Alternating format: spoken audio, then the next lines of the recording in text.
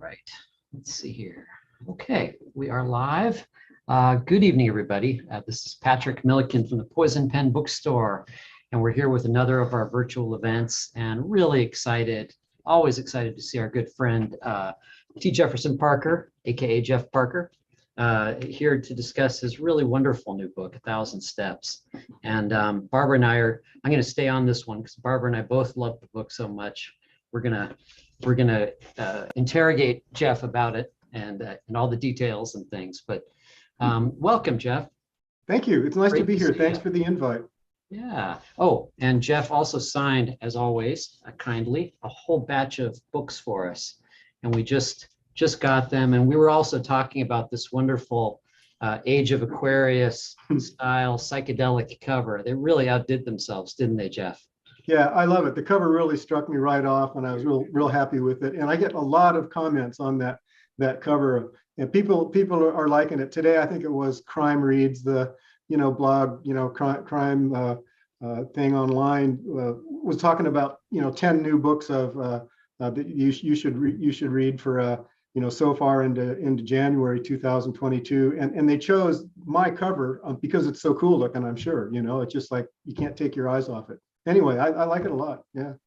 I do too. I think the colors are wonderful. I sort of dressed smash it, notice that, which I love. And I'm so glad that you have signed copies for us because we've been doing this together with signed books, Lord, for at least 20 years now. We have, but we go back 20 years anyway. Yeah. All the way back to the Snake book. That was the first time you came to the Poison Pen.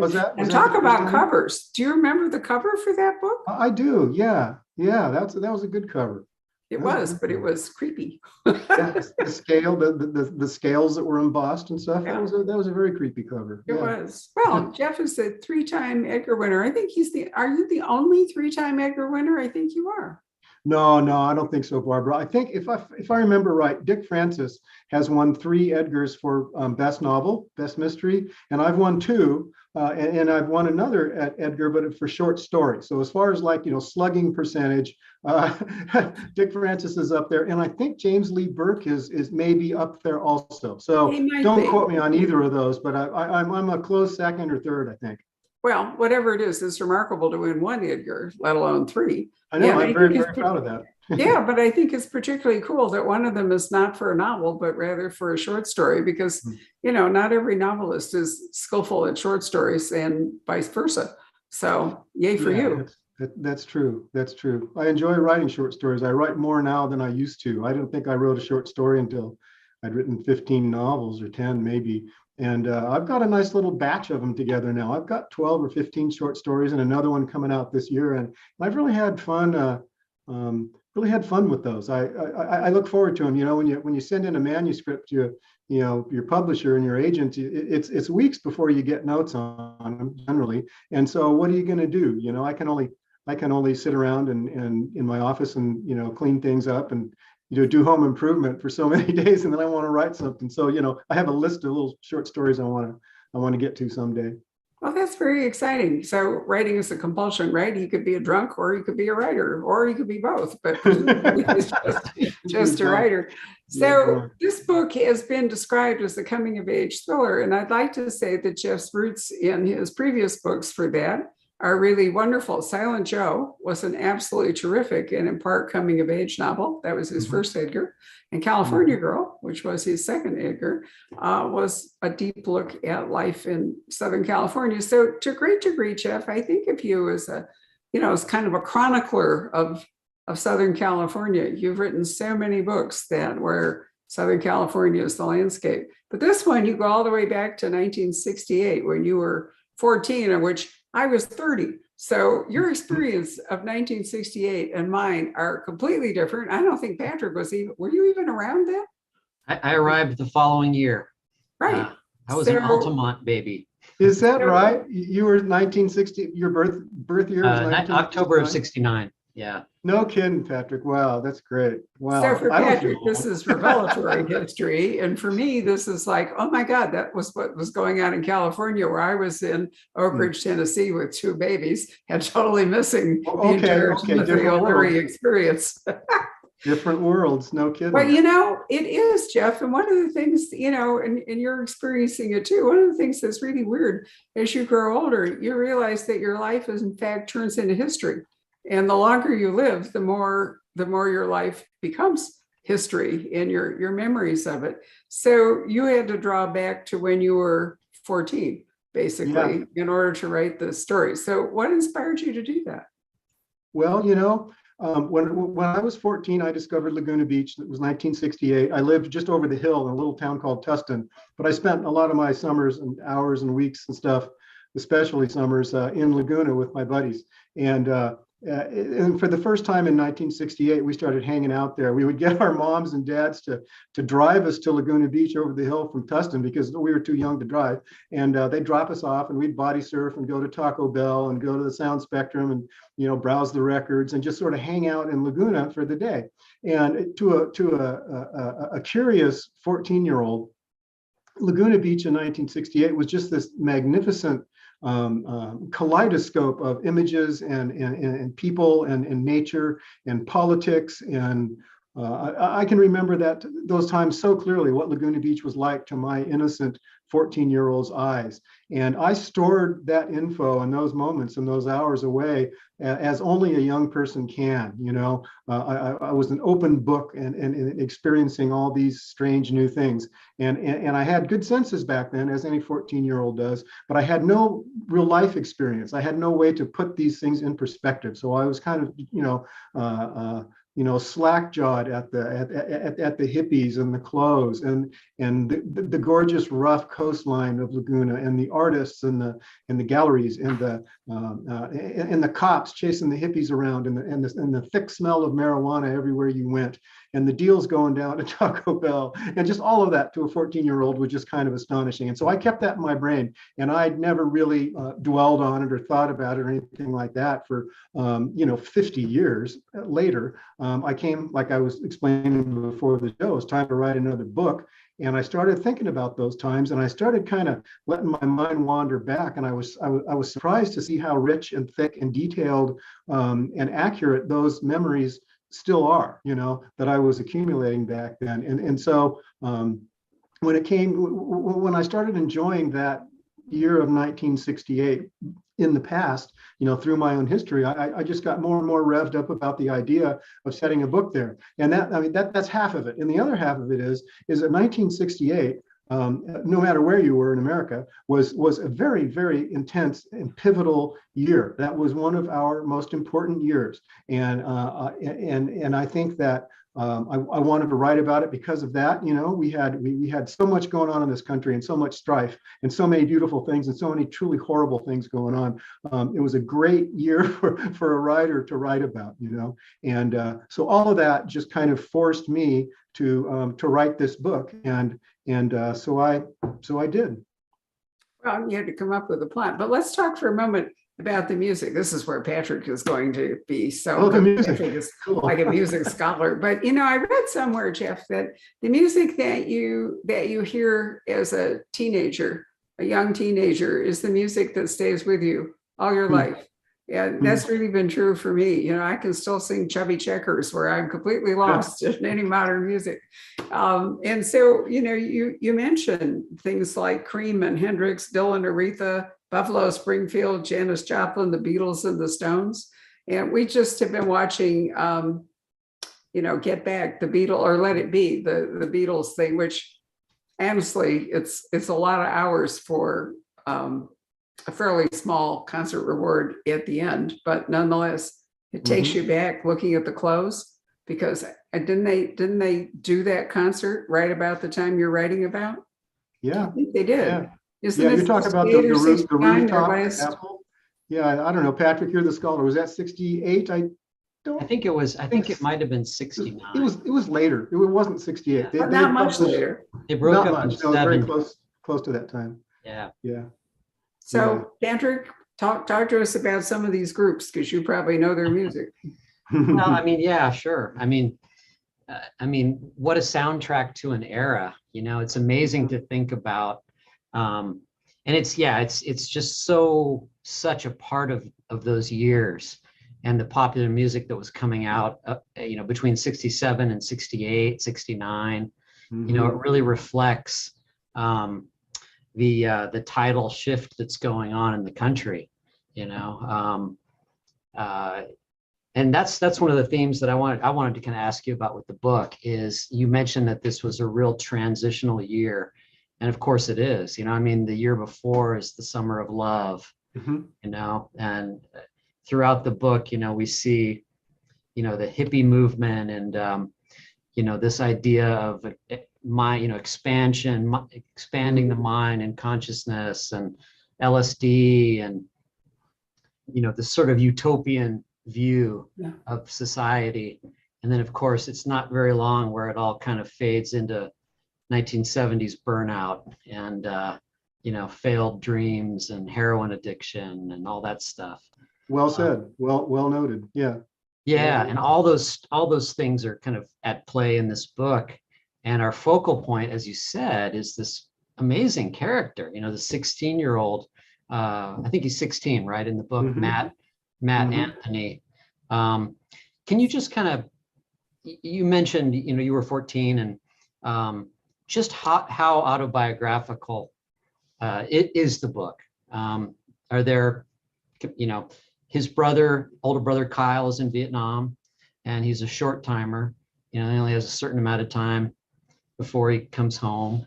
His father's gone, Mm-hmm. and mom, is one of these kind of, hippie moms that's sort of struggling, and not terribly reliable.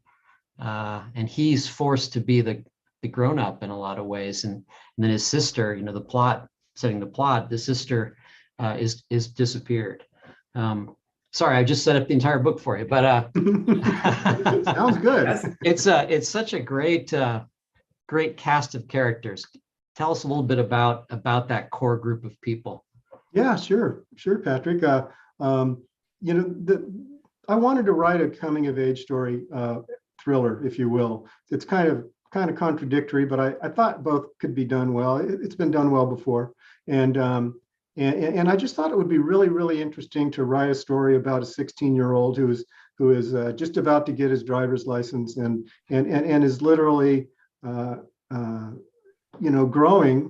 growing in the book. He changes from he comes of age in a real noticeable physical way. He's getting growing pains. He's getting big. He's outgrowing his clothes. He's kind of clunky. He opens the book as kind of an innocent, and 350 pages later, I think Matt is well on his way to becoming a cognizant, capable adult. So he's making a huge move at 16 that we all do, whether it's 2 years or 5 years or whatever. He's on his way to being a man, I think. And there's a lot of autobiography in there, but it's disguised and it's exaggerated and it's augmented. For instance, people have asked me that, about that time and all the detail that's in the book and the immersive kind of feel that you have when you read it. The prices of things and the culture and the music and the TV and the copper tone banner being flown across the beach and by the little biplane and all that kind of detailed stuff. And they say, well, Parker, you must have really, how'd you do your research for the book? And the answer is I didn't do any. I was there. I watched it and I pulled from memory and I exaggerated, as all fiction writers do. And I plucked the things that I thought I would need for the book. And so, this cast of characters, it's a real family tale. I always write family tales. I'm into families and moms and dads and brothers and sisters and stuff. And it was real easy to write this. I used to live in a cold, drafty little clapboard apartment that is the apartment version of the house where Matt lives with his mom and his sister who's missing. And so that was such a tactile time for me. I can remember the smell of the eucalyptus on that street and the nightshade vines that grew outside in this cold little place where I lived. And it was so easy to turn that into Matt Anthony's house, And I named Matt after Matt Anthony, after my own brother, Matt Parker, who's a terrific artist. And Matt Anthony is on his way to being an artist. And Matt's a fisherman. My brother Matt is a surfer. So I pulled a lot of of details, personal stuff there. In some way, shape, or form, not directly but indirectly, I've done a lot of the things that happen in the book. So it was almost like remembering, for instance, I never sat in a tree behind the Pageant of the Masters amphitheater, although I know it was done. My friends did it. But so when it was time to write that in the book, I had been to the Pageant of the Masters and sat back in the nosebleed seat so many times as a youngster. It was like second nature to describe what it must have been like for Matt to watch his inamorata perform in this tableau vivant. It was fun. Well, I'll tell you, this was a fun book to write. I had a blast. It came out faster and with less premeditation than almost all my books. I wrote it in the first draft in 6 months instead of 9, which is really fast for me. And instead of running, 500 pages, it was like 750 pages. It was just a gigantic thing. I'd never written anything nearly that long. And so I took 200 pages out in the edits, and in the rewrites. Really? But there was, I wanted to give myself over to the joy and the exuberance of my feelings about that time and about those memories.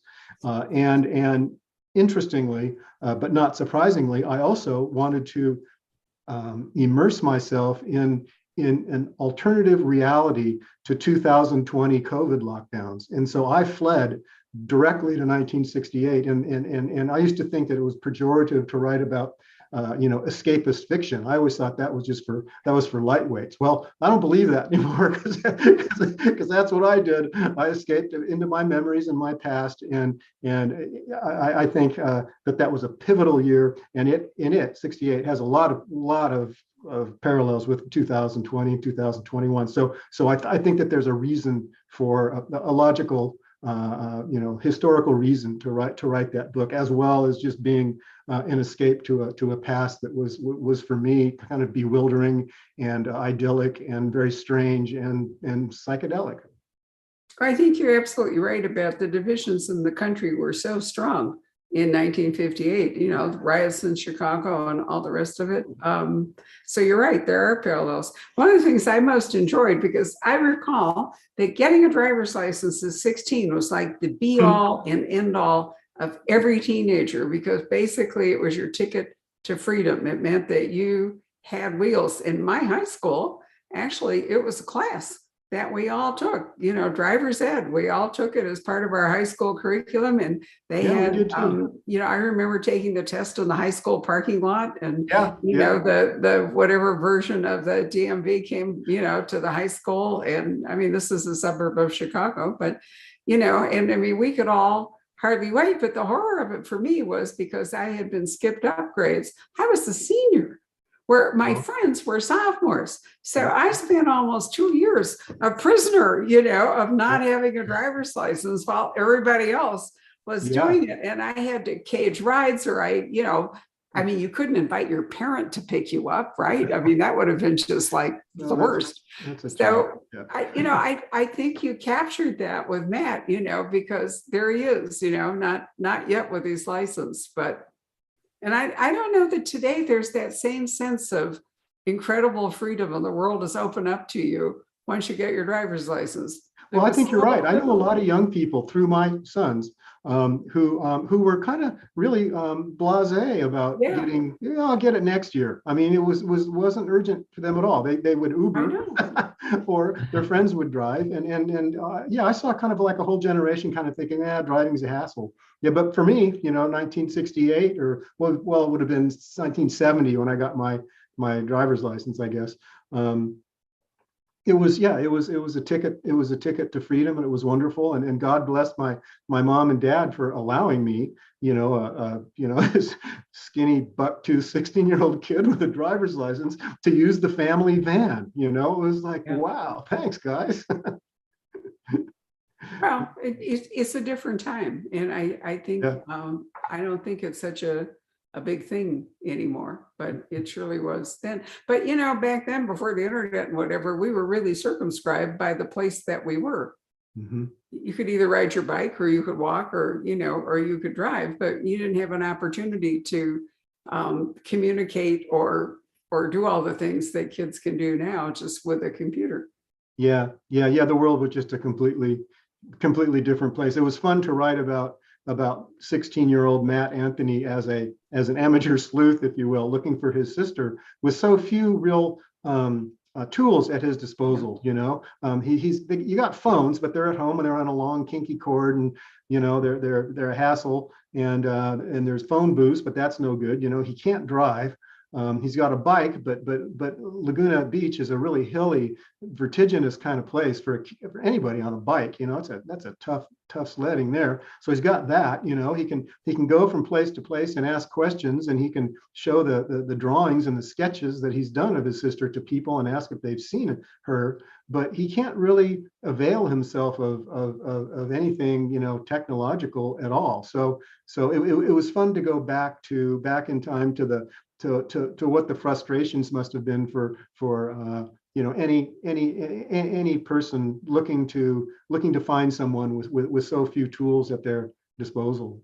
That was one of the things that I loved most about the book, Jeff, because I mean, today's teenager, you know, would flip out their phone and take pictures, you know, whereas he's at the beginning of the book, you know, and also having his paper route, you know, he knows where everybody lives in the community. Mm-hmm. You know, he's interacting with some of them. He knows a lot of stuff about his environment. And, you know, I just love the fact that he's interpreting everything he sees through his sketches. And, you know, it's almost like there are certain scenes in the book where he can't sketch fast enough. You know, he's just looking and sketching. And just, I thought that was really, really well done. I had fun writing those scenes. And again, Matt Anthony I drew a lot of that from my brother, Matt Parker, he was younger than me. And I watched him develop as a young, well, just a kid to start with, who was interested in drawing and had a knack for it, and, you know, an interest in it and stuff, and watched him through his life and, you know, up into high school and college and his years as a painter and beyond. So I had a nice model for Matt Anthony. It was my brother, and I remember the frustrations and the impatience that my brother Matt would have when the drawing wasn't going the way that he wanted to, or the painting wasn't going the way that he wanted to, and I learned from him how, you know, just how difficult it is to do that, you know, especially a painting. I mean, the kid with a knack for drawing is one thing, but trying to make a 4x6 oil on canvas, have fun, you know, and I've watched my brother struggle that way. And so I tried to give Matt that same kind of passion and frustration at the same time, because some of his drawings turn out good, and some of them turn out well, and some are a disaster, and he gets all emotional about it. It's funny because he had, at least when I was reading him, a little bit of Huck Finn in him, a little bit of Little Rascals. You know, I mean, the poor kid's starving throughout the entire book. You know, he can't get He's food. hungry all the time. Yeah, he's just grabbing table scraps, and you know, because his mom is kind of checked out. I don't know. It was pretty amazing. And of course, can you talk a little bit about the community itself? I mean, I get the sense from reading it that it was kind of a mellow, sort of small town almost environment. And you know, up north, of course, the previous year was the Summer of Love in San Francisco, and set the scene for us of how that's trickling down to Laguna. You know, there's this whole vibe about the cops, you know, these dirty hippies coming down and corrupting our youth, and the John Birch Society, and set the scene a little bit for us. Yeah, that's very true. The Summer of Love was 1967, and when that kind of burned out, the hippies up there, the young people up there, just kind of headed south. They just went to Laguna, and Laguna became the next kind of 68 became the next, you know, Summer of Love Part 2, just because it was accessible and beautiful and known as a tolerant place and all. The rub there for the young people, and as well as for the people, the citizens of Laguna, is that most of the citizens of Laguna then were pretty conservative people. You know, Laguna's Laguna, but it's still Orange County, and the rule of law is conservative there, and it was even then, even in an artist community, which was tolerant of different, kinds of people and what have you. It was conservative, and the John Birch Society was, extant. The police were ferociously dedicated to keeping drugs out of away from young people. There's a character in the book, Bill Furlong. He's a big burly sergeant, and he loves arresting hippies. And he'll round them up 8 or 10 at a time and throw them into this giant van called Moby Cop. Moby Cop, the locals call it. And Laguna still has those vans. I have a neat picture of one. I should send it to you.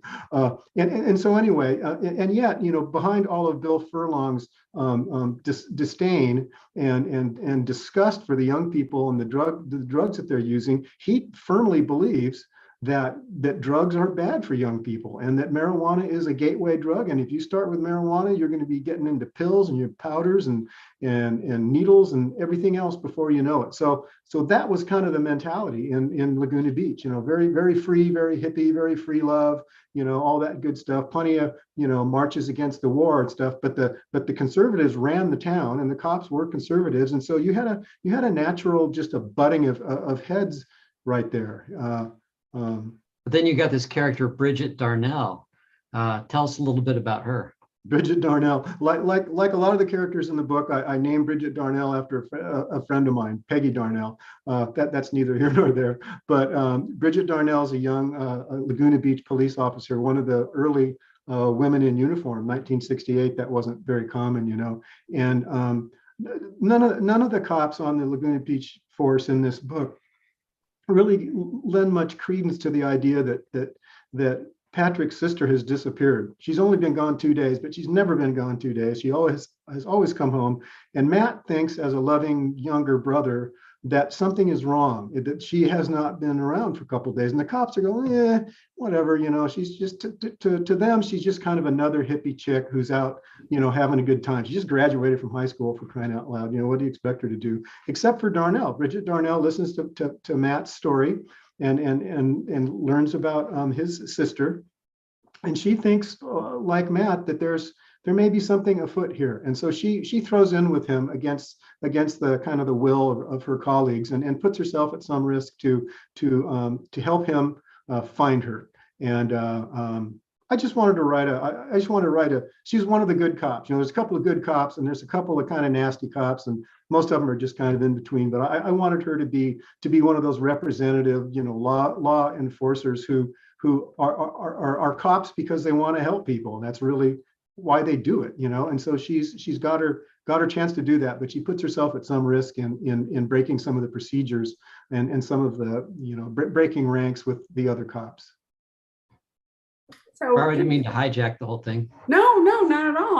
I wanted you to do that. It's fascinating. I was thinking, it is a coming of age novel and all, but it's also, there's careless parenting in this book. I mean, mom is checked out into drugs and dad is, gone off, and there's nobody really looking after Matt. He's, as you point out, he's hungry the whole time, and yet, he has to ride his bicycle and do all this stuff. So you worry about him. It's very Dickensian. I mean, I was thinking it reminded me a lot of Oliver Twist. Yeah, me too. Yeah. Me too. I mean, it really is a update of that Victorian thing where you had kids whose parents or progenitors, whatever you want to call them, were either dead or incarcerated or checked out. And so you have a kid on his own. And I've always thought one of the interesting things about Dickens is that, the character really counts, because you could take, like 2 kids in the same situation, and one of them goes off into, either becomes a criminal or falls apart or die, whatever it is. And then you have the ones that are the survivors. And, it's that whole nature nurture environment, which I think Dickens made you realize that there are people who could triumph due to their personality and whatever over terrible circumstances. That's well said. Yeah, I feel some Dickens in here, especially in Matt and his kind of difficult circumstances. Like you're saying, he's always hungry. His house is cold. His mom's kind of a stoner, and she's not really, doing the right thing all the time. And his sister's missing and all that jazz. So yeah, it was a delight, and it was fun to write about a disadvantaged kid. I mean, Matt's one. Here he's this white kid living in a privileged community of Laguna Beach, full of well-to-do people, and yet he considers dumpster diving because he's hungry and he can't put his hands on enough food. By halfway through the novel, 2/3 of the way through the novel, he's essentially homeless. He has nowhere to go. He's living out of his van, his mom's hippie van, which he basically steals from her, and he's a wanted kid. The cops are after him. They suspect him of things, some of which he actually did do. And so there is something Dickensian about the guy, and it reminds me a little bit of that of that family, the young people in Les Miserables, where these relentless, police figures just haunt them through the decades, and I think that was kind of cool. Matt has a lot of moral dilemmas in this book. He buddies up with the Brotherhood of Eternal Love through an artist who he really respects, the guy who runs the art gallery at this place called Mystic Arts World. Those are real places and people, by the way. And so Matt kind of falls in with these people, and they set him up to do errands and earn a little extra money, sort of off the books kind of thing. And they ask him to do some illegal stuff, and Matt's just a little bit too naive to see through it until he's done it, and now it's too late to take it back. And then Furlong knows, and so Furlong, the cop, tries to co-opt Matt and turn him into an informer, confidential informer, paid informant, and he offers him money, and Matt takes it. So he has a lot of moral things going on with him. There's a scene where he's been asked to steal some things from Mystic Arts World, some evidence, things that might be evidence from this head shop, which is a glorified head shop, really cool place.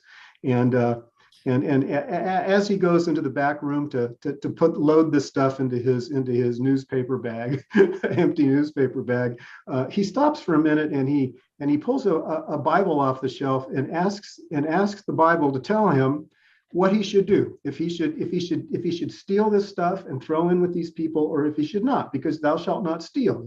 That's a very powerful law. And so he pulls the Bible off the shelf, and he opens it just randomly to some passage that doesn't address the problem at all. And then he opens to another place, and it's King David having affairs with Egyptian people and women and stuff, and it's not that. And so he pulls another one. He finally finds this passage. I can't quote it, and I can't even remember what it is, but it talks about doing the right thing and stealing and not stealing, and what happens to you if you become a thief. And so that sort of helps him make his decision. And I'm not going to spoil whether he steals or not, but that scene shows some of his moral dilemma. And I love moral dilemma. I mean, moral dilemmas everywhere, heroes don't always get to have moral dilemmas because they're always right, but Matt sure does, because he's 16, he's a kid, and he's hungry, and he's been asked to do something bad. He might have stolen the loaf of bread in Les Mis, right? Exactly. Yeah. If he had the opportunity. It's hard to know how moral you'd be if you're actually starving. Yeah. And and there's no support system for you. It's Yeah, the one time that in the book that he gets the courage to go to the food pantry where they give you food and poor people food in Laguna, but it's shameful to Matt to do that. He has to do it, but the one time in the book that he does do it, he goes there because he's got no food and no money, and it's closed. So, it's sort of a support system, but Monday through Friday, and then we close at 5, sort of thing. And if you're hungry on Saturday morning, forget it. And of course, the Beatles went to India, the couple of years before, and a lot of that gurus and meditation centers and all that kind of thing are very much in the counterculture's consciousness, I guess you'd say. Mm-hmm. And can you talk about I forget the exact name of the of the particular guru, Maharaj Om or somebody like Om that was his name. Yeah. And then the Vortex Center. Can you talk about, is that based on a real place in Laguna? No. There's a Krishna Center in Laguna, but there's nothing really quite like the Vortex of Purity.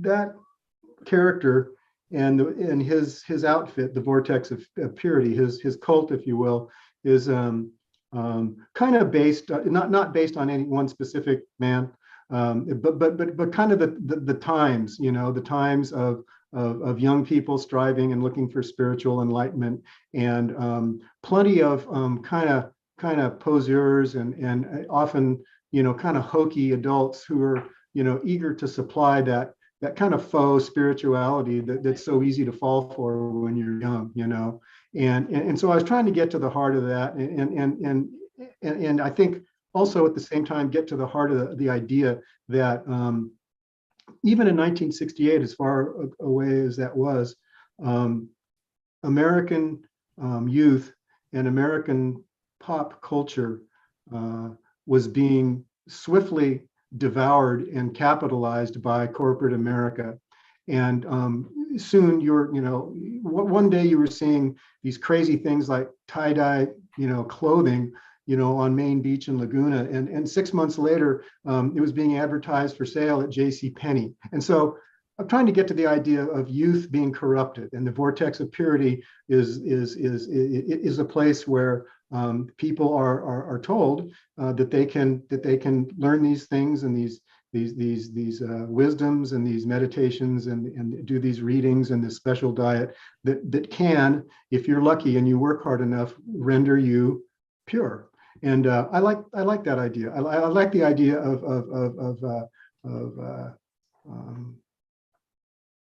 the gurus, if you will, offering these lofty things, and really what they're doing is something altogether less noble than offering purity to 18-year-olds. Right. There's that group. What were they? The Brotherhood of the Eternal. Brotherhood of Eternal Love. Yeah. Yeah. Interesting group. Do you know about that? You want me to talk? I saw a documentary about them, I think. Say what? I think I saw a documentary about them. Yeah, they were up in Los Angeles, right? No, they're Anaheim guys, young guys. Okay. The founders, but that's near LA, so you're close. And they just real rapidly and generally speaking, there's a 2 or 3 sort of founders, and they were drug people and kind of drunks and mean kids from Anaheim, street fighters, and they came down to they relocated to Laguna, and they went on a terrible drug tear, and one day they drove up, 3 of them I think drove up to Hollywood in order to rob at gunpoint a guy who they were told had thousands of hits of this new thing called LSD, and it was supposed to be a spiritual experience when you take it, and it could open up your mind and change your life for the better forever. And so they went up there, and sure enough, the guy was there. He had the LSD. He said, they pulled a gun on him. He said, don't shoot me, just take the drugs and give them to your friends and turn on, man. It's the way to go. And so John Griggs was his name, and his buddies brought the dope back to Laguna, and did nothing but, had a giant LSD party. They probably ate half of it. And during his gigantic trip, John Griggs saw God and was talked to by Jesus. And Jesus said, spread my gospel and that of the Buddha and all the other truthful writers, and make sure that everybody has love in their hearts and LSD in their pockets. And that became the Brotherhood of Eternal Love's goal. And they founded a church. The Brotherhood of Eternal Love was a church, certified legal church in California, and that was part of their mission statement, was to bring Jesus and LSD to the world.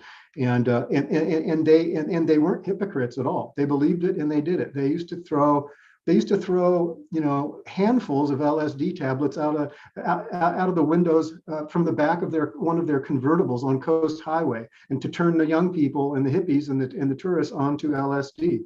And one of many crazy things they did. And so those guys, that was a real church, and they ran the church, and that was their motto. And at the same time, what they did to finance LSD giveaways and their church and their building in Laguna was they had an international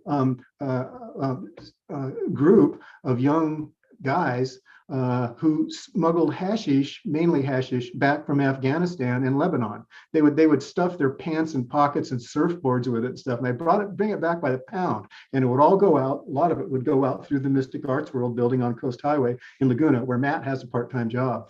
And so that was going on, and that was truthful stuff. And they were at one time, people like to say, law enforcement likes to say, at one time in 1968, 1969, the Brotherhood of Eternal Love was the largest international drug smuggling operation in the world. And so that's a high compliment to drug smugglers. Anyway, they're in the book in spades, and I've talked to several of the Brotherhood, the brothers they call them, and they helped me with the book with stories and anecdotes and stuff. And I wanted to capture, I mean, if anything, captures kind of the zany, contradictory, beautiful, idealistic, and yet dangerous, drug-riddled time of 1968. It's the Brotherhood of Eternal Love. Go online and look them up. They got a great website full of great pictures and good stories and just crazy stuff. Wow, maybe the documentary I saw was a different, kind of a similar group. There was no shortage of those groups, right? In the 70s. I suppose, yeah. No, but they go back a really long way. I mean, you can go back to the 20s. Do you remember Ken Culkin wrote a book about M.A. Semple McPherson?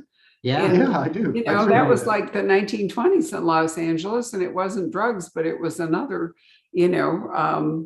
religion that hooked people in with various promises. And there's a long history of that. The drugs kind of came along later, but that's not that different than like the snake-based, snake handling religions in Tennessee or something, where the snake venom was supposed to, a lot of religion seems to be about, tripping out in some fashion or other, however you do it. If you look back at the early saints in the Catholic Church, you have to think some of them must surely have been on something.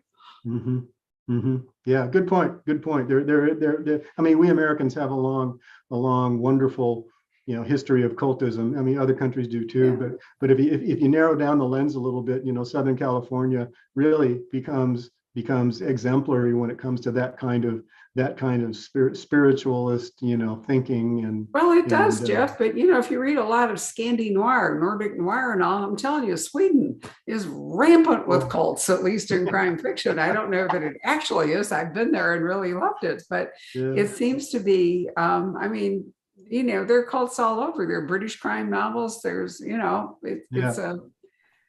it's a thing. But there did seem to be a really brisk business in in getting people out of cults.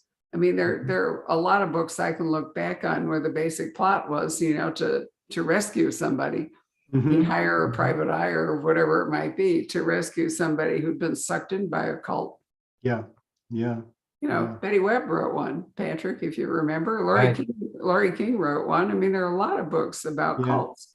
Greg Hurwitz wrote a good one about pulling out a kidnapped, person out of a cult. It was a harrowing book. I forget what it was called, but Hurwitz is a really good writer, so he pulled it off. It was nice.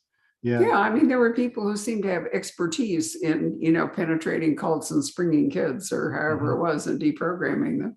And I've never understood the dynamic behind like Jim Jones and that cult. I mean, I've never figured out why people would voluntarily A, emigrate, and then B, drink the Kool-Aid. But obviously it's incredibly powerful, whatever hold, this thing has on them. Yeah.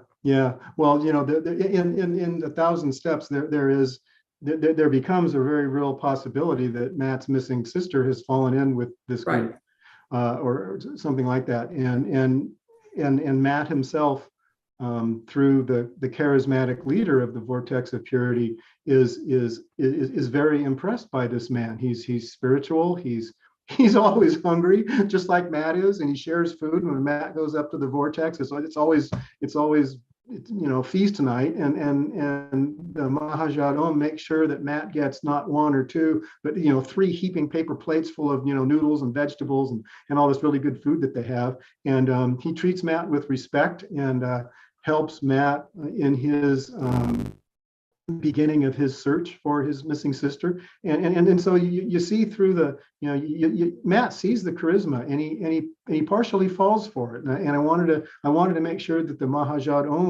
Om possessed the same kind of spiritual magnetism that he thinks he does, and he does. He's got it, and Matt falls for it. And I think that's kind of one of the cool parts of the book. Other people don't really believe in Mahajad at all, but Matt's sympathetic. Oh, he's vulnerable too. He's really vulnerable. I'm not going to say what goes on, but I really liked his older brother. And all the way through the book, I was anxious about his older brother. So I'm glad you put his story in there. I don't want to talk about how it comes out, but Okay. I was prepared to come over there and beat you over the head. Yeah.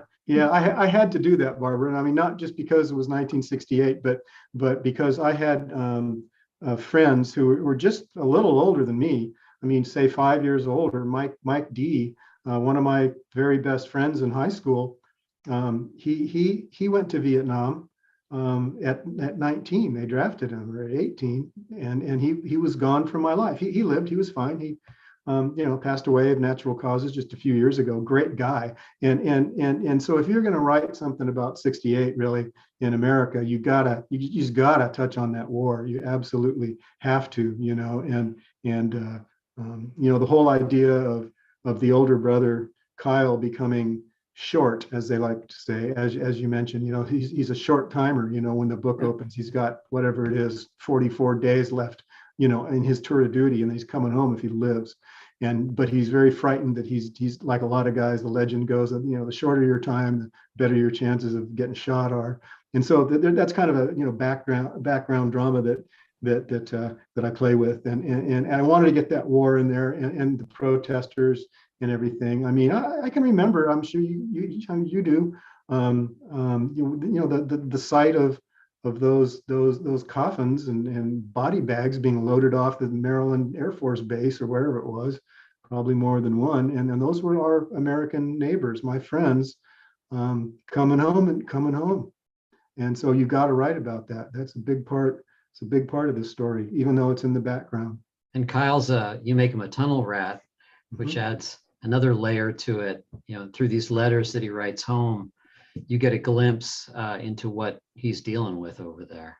Yeah, that's fantastic stuff. I've read a few books about the tunnel rats. They've been written about a lot, and fantastic, scary, jobs that they had. And for anyone with even a trace of claustrophobia, which I have a little more than a trace. Well, let me tell you, gentlemen, having been there as a tourist, they now take you as a tourist visit to see them. Oh, they do? They do. They take you to see the killing fields in Cambodia, which I passed on because I didn't want to do that, the Khmer Rouge fields.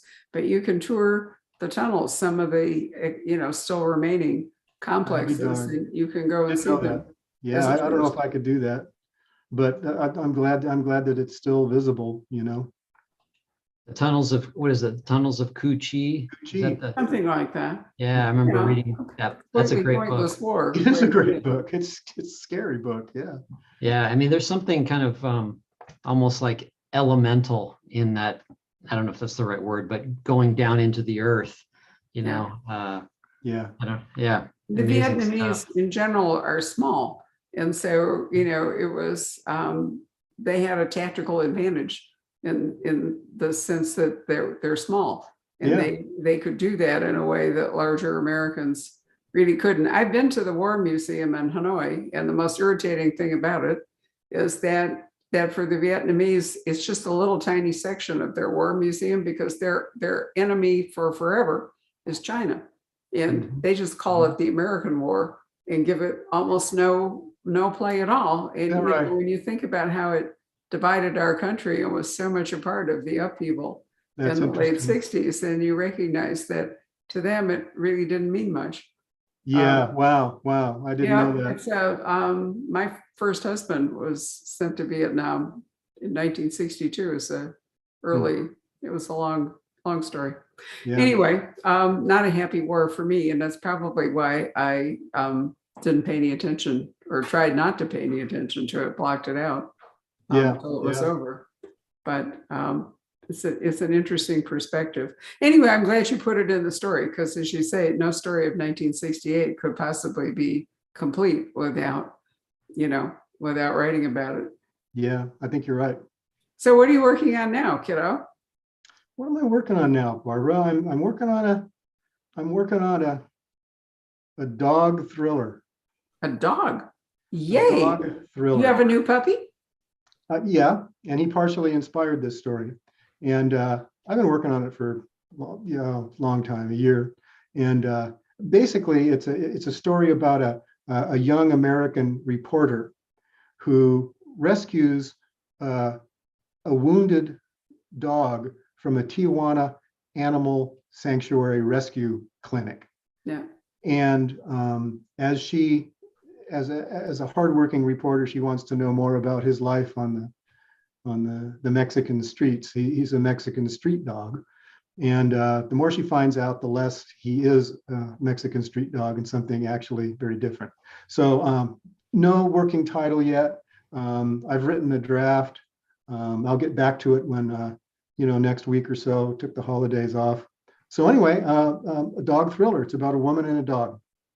Wonderful. Well, we're all dog lovers here at the Pen. We have two that work in the store. Patrick has had dogs. I'm now surrounded by two puppies and an older dog. And what's funny? What's funny, Jeff? I mean, it's worth mentioning. Our greyhound that passed away a couple of years ago. Oh. We had a greyhound who, best dog in the world, but she was a retired racer and she raced in Tijuana. Oh, wow. Really? Yeah. We didn't know Wow. that. Yeah, and she had all these little wounds, like her ear and tongue was split, Oh. all these battle scars. Wow. I love greyhounds. You had a man. greyhound. I didn't know that. Wow. Yeah, they're the best. Wow. That's really, I don't know. really I'm going to put up a flag for my Cavapoos. Don't you dare say Yeah, it. they're wonderful dogs too. We yeah. have a rescue dog too. This is Shiba Inu and Terrier mix, and she's fabulous. She looks like a fox. She has a pointed nose, and she's that gorgeous color that a fox, and she has this big plumy tail. And That's the neat. little Cavapoos tails are these long, skinny things. And Oh, then yeah, there's Nala with this yeah. fabulous tail, and you see them all out in the backyard. It's hilarious with the tails all moving around. Yeah.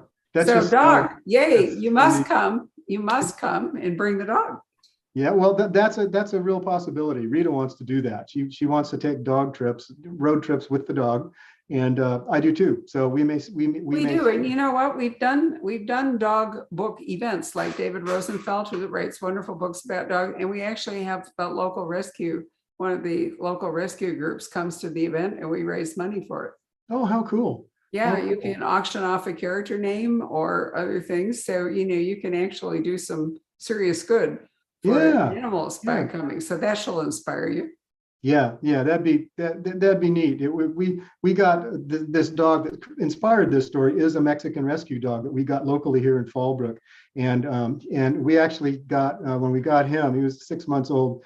We got video of the rescue person picking him up off this gravel side of this gravel street in Tijuana, and this little trembling dog was cute little thing, but he was skinny and he was trembling and he had ticks around his eyes and he was in terrible shape, and they had to get him right to the vet, and it took them some weeks, but they got rid of his diseases and they cleaned him up and they put a little weight back on him and stuff. And so when we intercepted him at the Fallbrook Animal Shelter, he was 6 months old, having lived in the streets, probably been born in the streets of Tijuana, and he was just literally terrified of everything. He was terrified of us, cars, other dogs, noises, you name it. He was the most afraid dog you can imagine. And we just threw him right into life. We started taking him to the dog park and, taking him out on walks and taking him on all our errands and stuff, and now he's almost normal. I'll tell you an interesting thing. My daughter also is a dog lover, and she has a rescue dog, and then she has a dog that they bought from a breeder.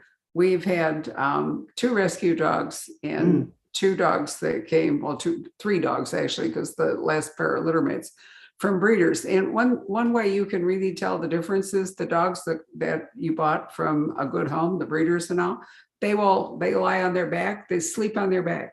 They're happy to have their tummies rubbed, they're just, The rescue dogs don't do that. The rescue dogs sleep on their stomach, they shy away from strangers and all, and they never really get over that. Yeah. It's really interesting to watch the three of them and how different they are, because one is a interesting. rescue and two are not. I don't That's know, very Patrick, did your greyhound behave like that? No, she was just such a gentle giant. You know, Yeah. I mean, she's just a couch potato. Oh, And then so you never scratched her tummy? oh yeah, no, we would take her to the dog park, and she would just socialize and go around and meet everybody. Right. But what then I'm when referring to is that lying around the house, the dogs. oh no, absolutely, she would do these like elaborate like Kundalini poses and stuff. We have some great pictures. It really, it's a lot of fun. Well, we'll really enjoy that. Jeff, why don't we see if we have any questions from viewers, Patrick? Yeah, I was just kind of taking a look. Let's see here. Okay, Dan asked this question earlier. He said, is it difficult to write about a time without referencing the technology we have today? No, you get to ditch it all, which is kind of nice. There's no tech in this book, and as there wasn't then really. And so it's kind of nice to metaphorically put the smartphone down for enough time to write this book that contains nothing about smartphones. I found it to be kind of refreshing and really kind of quaint. When Matt, the hero, has to get into a really hot phone booth and dig through his pockets for the last dime to make a call. Scenes that we wouldn't have anymore. So no, it was easy to just drop all that stuff and imagine the past as it was. And like I said earlier, I got to live through that time. I was a cognizant adolescent in 1968, so I have memories of all that. And it was fun to write about. Was it fun also to kind of get back into the language of the day? Mm-hmm. I mean, there's everything's like real heavy, man, and everything's a bad trip, and bummer, all those kind of words. RF. We used to say that all the time. I didn't even know what it really meant. What was the word? What was the word, Barbara? RF. I'm not spelling it out, but that used to be a Stanford phrase that I remember. I was so dumb I didn't even realize what it meant. It's good. Yeah, I love the language. I tried to get enough of it in to be funny and spicy and give people a feel for it without overcooling it, and I worry about too many bitchins, but right. Yeah, that was the other one. Bitchin's a California word, though, isn't it? Bitchin' RF was actually the entire phrase that people used for almost anything. Oh Lord. Yeah. I still remember how appalled my parents were when I came home with it. Look, I'd say bitchin' RF. My father would go, "What?" Yeah, my parents weren't exactly thrilled by my language at that time. No. Oh yeah, our good friend Steve Schwartz. He just says, he spent many days at the setting of the new novel. It's a terrific read. Thanks, Mr. Parker. And he also asks, do you ever go back to eat at Las Brisas? Nothing like drinks on the patio. Yeah. Hi, Stephen. Yeah, you bet I do. It's been a little while, but it's still a great restaurant, and it's still Las Brisas, same place, the prime real estate of Laguna. So I'll go back there. I'll go back there again. It's really kind of neat how, in a lot of ways, how little Laguna has changed since 1968. I mean, a lot of change, but the big stuff, the fundamentals of what kind of a town it is, and physically, especially, are still there. So you can, it's still kind of an unspoiled little town. There's a question from one of our YouTube viewers. He or she, I'm not sure which, says, I really enjoyed the Charlie Hood and Mercy Rayborn books. Here. I love those Mercy books, especially. She goes, I don't know if I've read them all. Any plans to revisit either character? No, I don't think so. No. I'd have done that by now for Mercy, and for the other one was was it Charlie? Yeah. No, I think I would have scrambled back there by now, because I like both of those series a lot, and I had fun writing them. And but I felt that Mercy and Charlie Hood. I thought that their stories were sealed and told, and were gratifying. I didn't feel like another volume needed to be written about either of those, and that's the main reason why I stayed away. So no plans, but thanks for reading, and thanks for the nice compliment. Yeah, we'd asked, I think, I'm not sure before we got started here about Roland Ford, and Barbara and I both love those books, and they're such terrific classic California novels, PI novels about a part of California that is underrepresented maybe in fiction, which is San Diego and environs. Any plans to, we're hoping for, you've done 4 so far, right? Yeah, I've done 4. I may revisit Roland Ford. Roland. I like his voice, and I like his morals. I like his job because it brings him into contact with the world. He lives in the little town where I live in Fallbrook, North San Diego County, and so he's kind of to himself in a lot of ways. He lives in this old kind of crumbling hacienda. Yeah, but his job, if you will, the people that he meets on his investigations represent the world at large, and they kind of come to Roland's doorstep, if you will, and he experiences the world that way. And that's a really neat setup for a writer. PI is a great protagonist just by virtue of their profession. And so I may want to do another Roland Ford at some point. I like the way that Roland kind of is able to tackle the subjects of the day. As an old newspaper reporter, I value good reportage, and I like the idea that fiction can touch upon topical things and illuminate the moment in history that you're living through and that you're writing about. And so I may want to dust him off again, but I got to write this dog thriller first. I'm totally devoted to the dog story at this point. That's great. I love the community that Roland has at his hacienda. The kind of cast of characters that lives in that little community. Yeah, the irregulars. Yeah. Yes, Right. Exactly. Well, let's Listen see. to us, Jeff. We don't think his story is yet done. Okay, you said that earlier, and I respect that judgment, and I'll. I mean, I agree with you about Mercy and Charlie. I loved Mercy. I really did. And I was sad to see her, but I think you'd said what you wanted to say about both of those characters. Yeah. And California Girl, we see the poster behind you on the wall. Another favorite of a lot of ours as well. Yeah, mine too. I'm fond of that. It is, but Silent Joe is my book. That I think in many ways, Jeff, is your very best book. Well, you've said that before, and I have, and I'm not alone in saying that. Let me tell you, and that is a book that when it was done, it was done. Yeah, Yeah, I didn't even consider doing another one of those. I think it would be very hard to have written a second book about Joe, although there were real possibilities. But I mean, it's just a brilliant book. It really, I don't know, I've never been a boy, so I don't know what it would.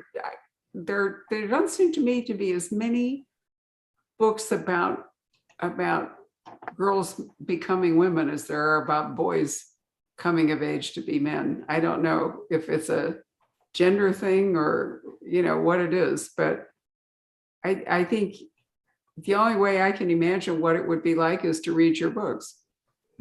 Yeah. I wouldn't try a coming of age story about a girl. I don't think. I think sometimes there's a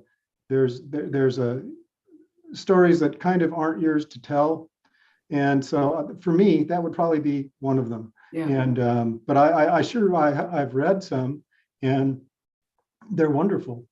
I wish I could.